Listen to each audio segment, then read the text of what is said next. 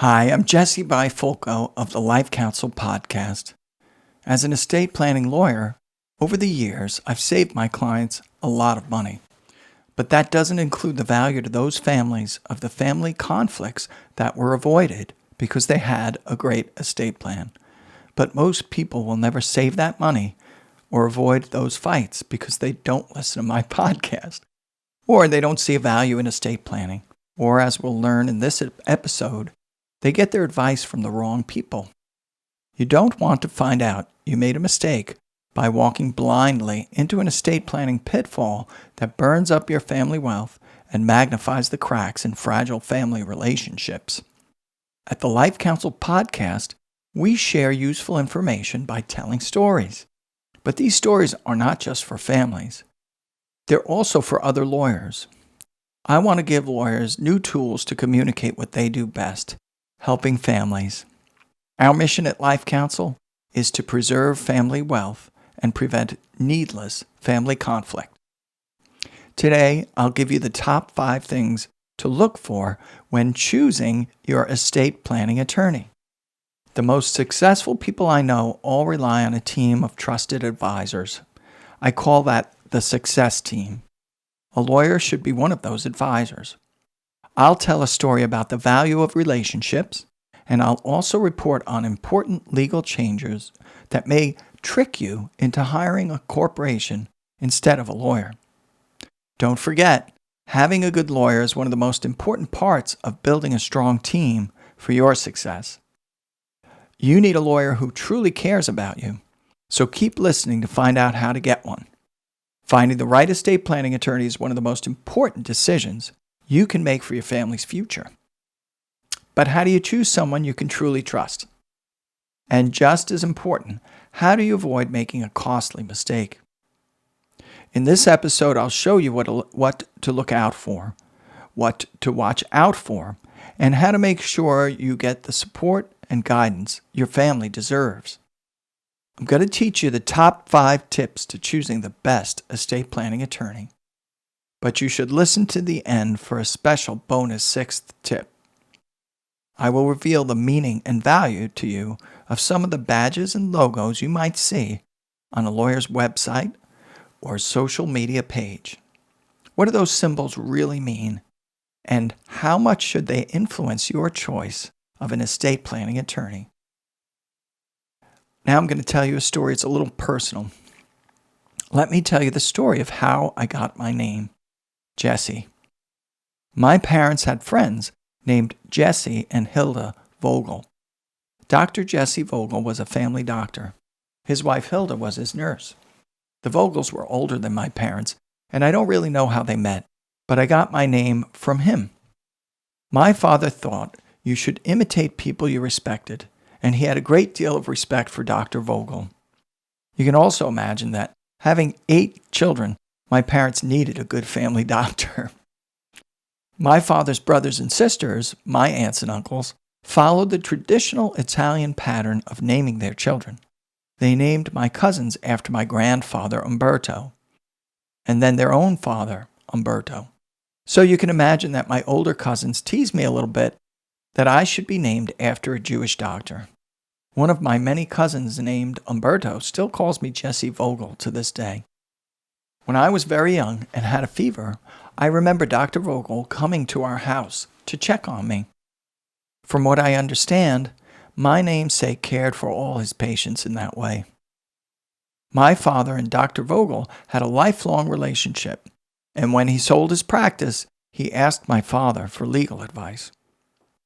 Many years later, when I was admitted to law school, I had to prove I had inoculations to be allowed to go to classes. I went back to Dr. Vogel's office. I hadn't been there many, many years. As I drove to the office, warm memories flooded back to me. Mrs. Vogel's caring smile. She'd always give you a Tootsie Roll lollipop after you got a shot. She'd let you choose the color. But when I got there, it was not the same. Dr. Vogel's practice had been taken over by another practice, a corporate practice. The woman behind the glass was disdainful and ignored me. It took forever to get my records. The thought of missing classes in the first year of law school made me worried and upset.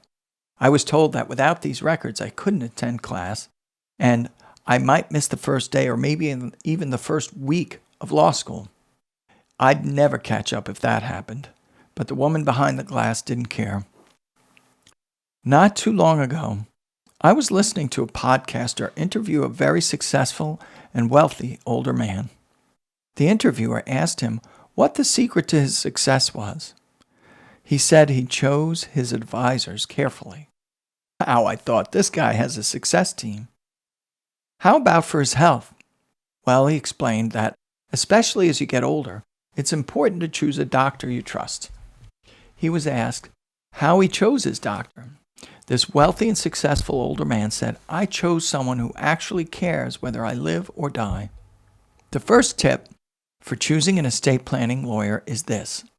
Pick someone who truly cares if you live or die. Not long ago, I got a call from a salesman who promised I could make easy money by signing off on basic estate plans for clients who I'd never even meet. That didn't sit right with me. My LifeCounsel philosophy believes every family's needs are unique. No one's situation can be boiled down to a simple template. I asked the salesman, what exactly is a basic estate plan? And who decided these clients only needed that? His answers made me even more skeptical. Well, he said, you may never even actually meet the client, but you will review their information and approve the plan. The salesman had an elaborate computerized system, but the upshot was I'd get a piece of each fee for all of these basic plans, plus an opportunity to upsell the clients to more complex plans without spending any time with them. Non-lawyers would be offering these inexpensive plans to their customers, and my law license would be used to comply with the lawyer's ethics rules in my state. This company was not in my state. They were in another state, so they needed a local attorney to sign off because they were selling these basic estate plans, whatever those are, nationally. Some of the clients would be from my state, so they needed a license in my state. That's where I came in. And for using my license, I'd get a percentage of the fee, and this corporation would get a percentage of the fee. Tip number 2, do not use a computer system as a substitute for a qualified estate planning attorney. Remember tip 1, that you should choose someone who cares whether you live or you die. How can you tell if they care if you never met them? Yes, it's tempting to think you can get good legal service by filling out a form on the computer, or that your financial advisor or CPA can give you a free estate plan as part of the cost of your financial planning or your tax return. But if something sounds too good to be true, it probably is. Now on to tip number 3. Tip number 3 is choose someone to build a relationship with. Your interaction with an estate planning lawyer should not be transactional, but the introduction to a relationship. Remember the salesman who called me? That salesman was trying to tell me we could share legal fees with his company, and I would never have to meet my clients. Why would I not want to meet my clients? It didn't sound legitimate. For one thing, the bar rule stated that lawyers are not allowed to share legal fees with non-lawyers. So at least in the states where I practice, non-lawyers cannot own law firms. So how is this legal? Let me put it simply. Some states now let people who aren't lawyers own law firms. That's exactly what the salesman was doing. His company was in place. His company was in a place that allows that. But why is this risky for you, the client? Why should you stay away from legal services run by corporations or set up to make money for someone who isn't a lawyer? That's where tip number 4 comes in.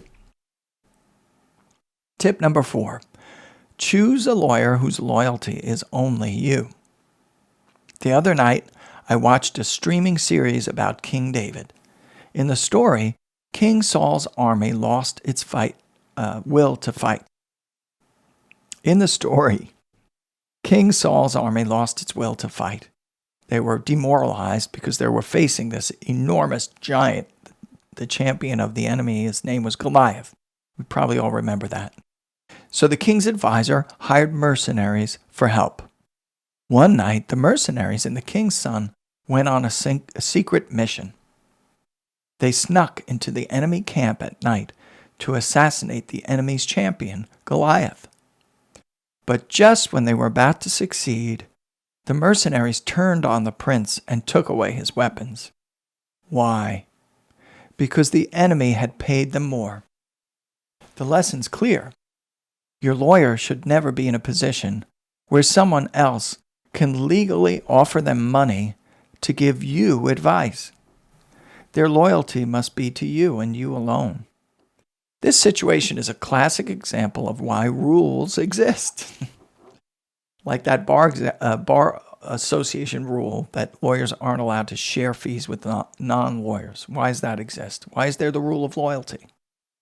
So here's why rules exist. Ready? Something bad happens, so people make a rule to prevent it from happening again. For a while, things go well because everyone follows the rule.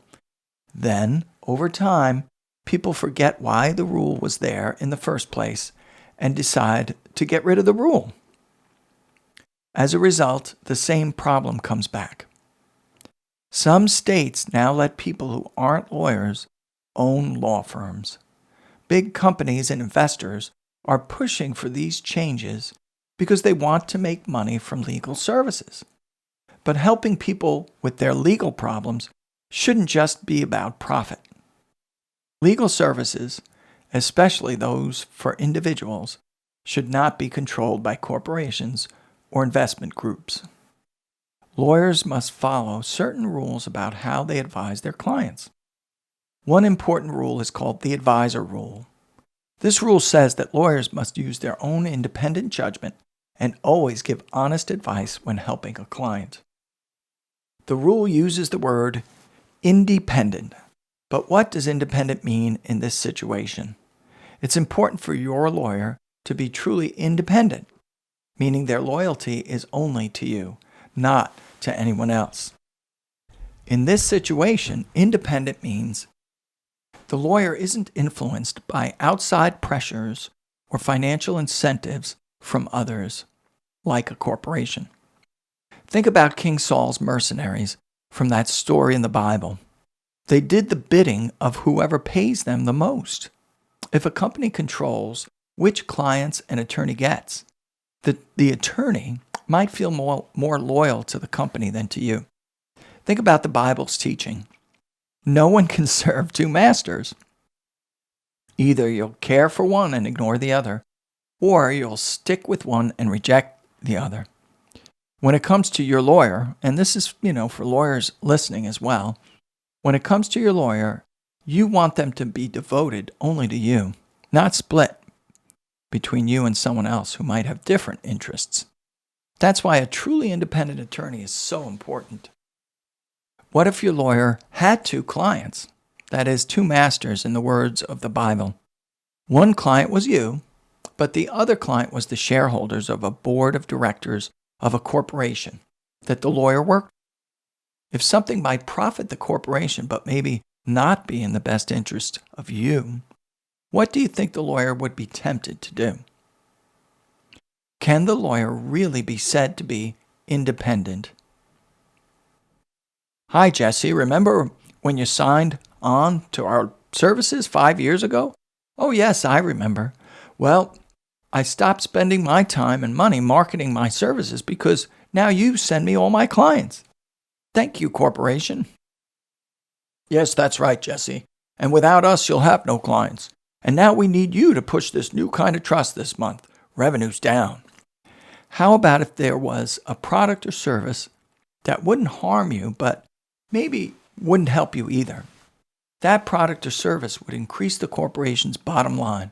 So even in a minor way, if something might not be bad for you, but would definitely profit the corporation, there's an incentive to advise you to get it, to pay for it. What if the government paid the corporation to stop offering a particular legal service, even though that legal service was beneficial to clients? Would the lawyer who worked there be permitted to offer that service? Imagine that the corporation is getting government contracts as well as offering legal services to individuals. And now the government tells that corporation, I don't want you guys to do, main care planning or Medicaid planning or figure out how to lessen people's tax burdens. So if you don't, figure out a way to stop offering that service, we're not going to give you this government contract. You see the dilemma, you see the issue, the conflict. So the rule that lawyers should be independent is a good rule that prevents bad things and should stay the rule. Here's why that matters when someone offers you a free estate plan. Remember that story in the news about Wells Fargo? Internal sales targets pushed staff to open accounts customers didn't even ask for, millions of them, leading to $185 million in initial penalties and ultimately a $3 billion federal settlement for the broader sales practice of misconduct. The bank admitted it collected fees it wasn't entitled to and misused customer information. That's what misaligned incentives do. They push products that serve the company first and you last. Now imagine your sensitive estate planning information is part of some huge corporate database. Maybe in the future, it will be a subdivision of a bank or an IT company like Wells Fargo or Facebook's Alphabet. What's the likelihood they'll use that to sell you something you don't need? Or maybe sell the information. Or remember the story about Sears Auto Centers. An 18-month California probe found customers being sold unnecessary repairs with undercover agents overcharged an average of $223 per visit. And that was when $223 was actually worth something. It was a while back. So regulators even moved to revoke the licenses at 72 shops before Sears set up nationwide restitution with 41 states. Again, does the lawyer serve you? Is the lawyer independent? The incentives were about hitting revenue numbers, not helping people. So when a financial planner or CPA or online form company dangles a free estate plan or some cheapo estate plan, ask the only question that matters. What are they paid to optimize? Your family's outcome or their pipeline for asset management or product commissions or upsells? A free plan is often a lead magnet, not a carefully drafted legal instrument with attorney-client privilege and fiduciary accountability. Estate planning is exactly where independence protects you. Your lawyer's obligations to you shouldn't be for sale to someone else. Another thing that happens when a company is involved is you become a statistic, a group. Remember that sales call I got? The salesman said, well, we're selling basic estate plans. Well, once you're not an individual anymore, but a member of a group, that group has needs independent of you. That group needs to be sold a unit called a basic estate plan. Some of the members of that group may be upsold a more expensive plan. Remember the advisor rule that governs attorneys. It says that the client is entitled to the lawyer's independent advice. Why is independence so important? In the words of that celebrity choosing his doctor from the podcast I listened to, choose somebody who really cares if you live or you die. Well, if you're just a source of profit to someone, then they really do not care if you live or you die. You're only useful to the extent to which they get a profit from you. And what profits them might not be what profits you. The reason we have the independence rule for attorneys is that we learned that the system isn't fair any other way. You see, historically, in olden days, every lawyer originally did, in fact, have to serve two masters. Every lawyer served both his client and also the king, or anyone who had the king's favor, including the government. The word court comes from the fact that the court of law was originally the king's court. Historically speaking, independence of the judiciary and the bar is a pretty recent thing.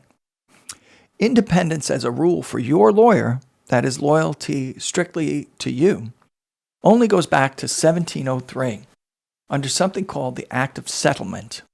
Before that, lawyers could be put in jail if they represented someone who the king didn't like. How likely were you to get good legal advice or representation if the king could put your lawyer in jail for giving you good advice? Or perhaps the king offered your lawyer a promotion if he'd throw the case. And on top of that, it was legal for the king to do that. How's that for justice? Well, simply substitute the word king for corporation that the lawyer works for or serves. Now you understand why independence is so important. Recently, 2 states, Arizona and Utah, adopted rules that allow non-lawyers to own law firms or share in legal fees. Like so many wolves dressed in sheep's clothing, this idea is also has a non-threatening justification. They're trying to say it will bring down the cost of legal services. But as the old expression goes, you get what you pay for. Why would profit-motivated venture capitalists want to reduce the cost of legal services? Would it be for your benefit or their profit? The big money behind this movement claims it will increase access to legal services, encourage innovation, and reduce costs. I'm a fan of the cost savings that innovation and competition can bring. I think they're great. I benefit from that. Capitalism, when transparent and properly regulated, does in fact create efficiency and bring down costs. There's no doubt about that. But I do not believe legal services should be run by non-lawyers, separated from the clients, and with a purely profit motive. There's just some things that have to be accepted from that kind of capitalistic profit motive. There are some things that should not be for-profit, large-scale enterprises. Some things should not be commoditized. And legal services is definitely one of those things.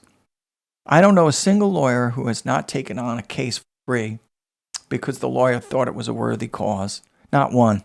So where are those wolves in sheep's clothing being let into the sheep's pen? That would be Arizona and Utah, and maybe soon California.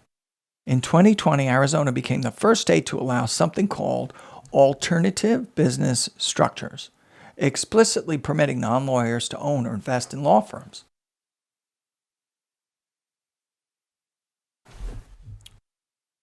In 2020, Utah allowed non-lawyers ownership and fee sharing on a pilot basis.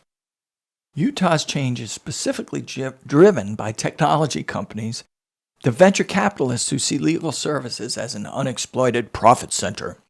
And finally, California, where it hasn't been adopted yet, but is being debated. So, if dealing with a firm from Arizona or Utah, or a lawyer who is part of a firm based in Arizona or Utah, beware.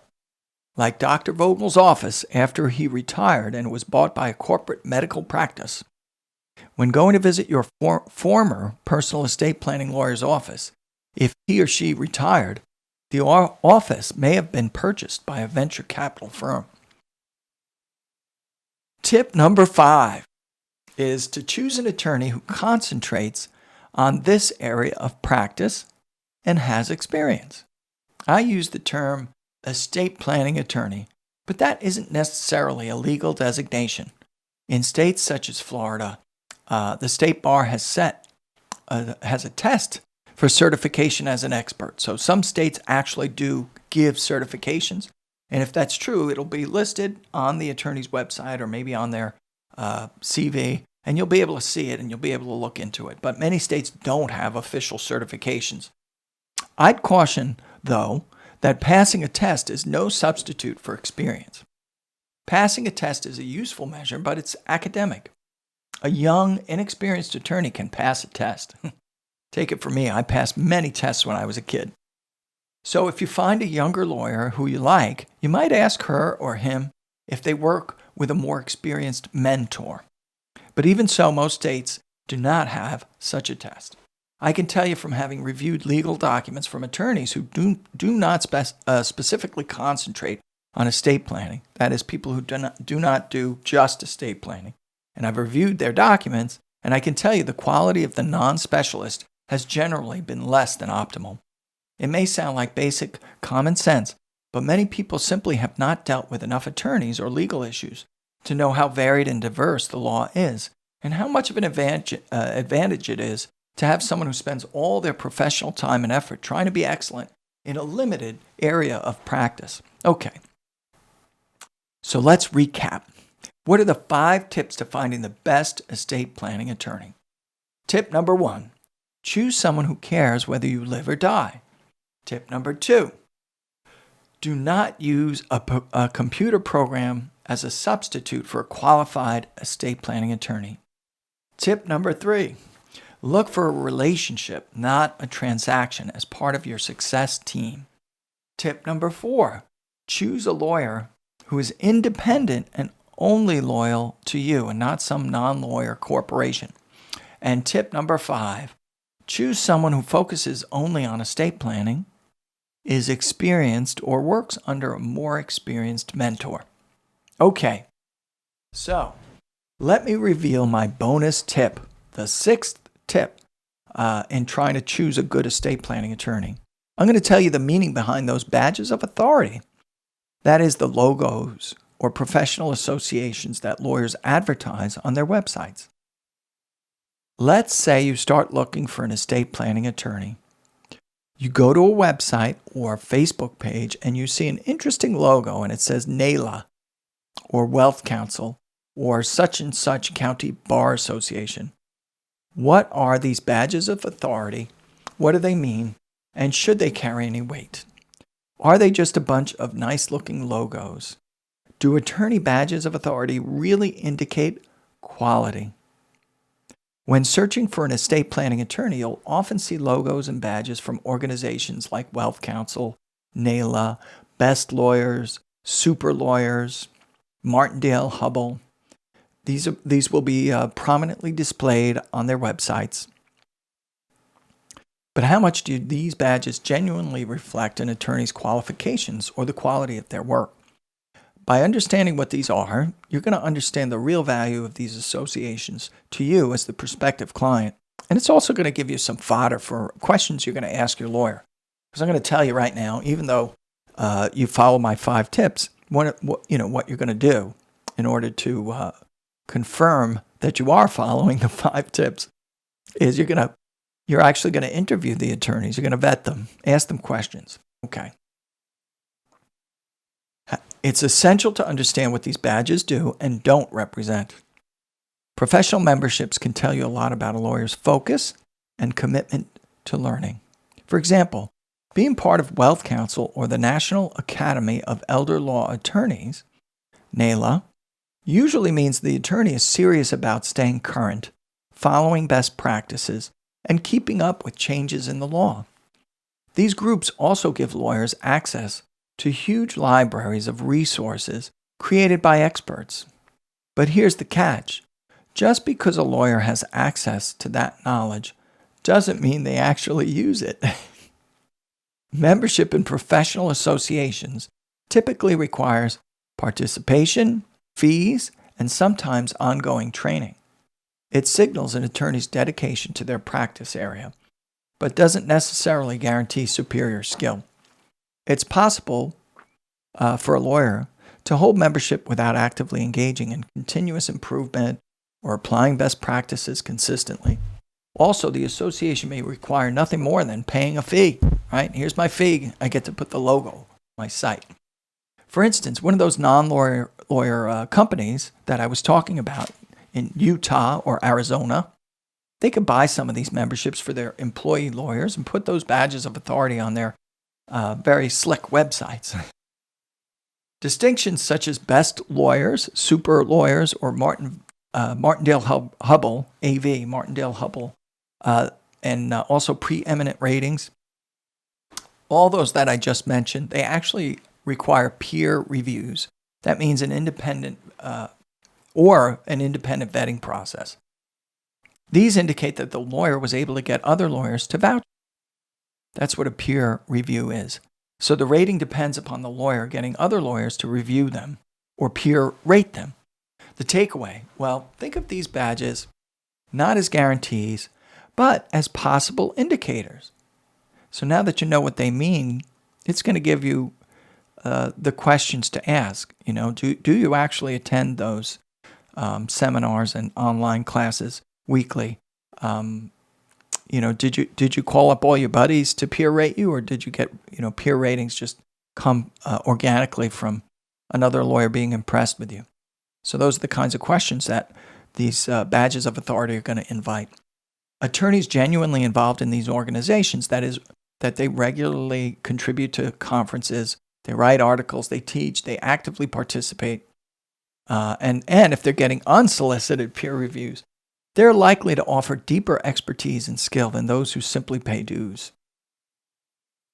So, look at the badges, but apply the 5 tips as well. Let's say the lawyer is a member of WealthCounsel, but also does OUIs and divorces.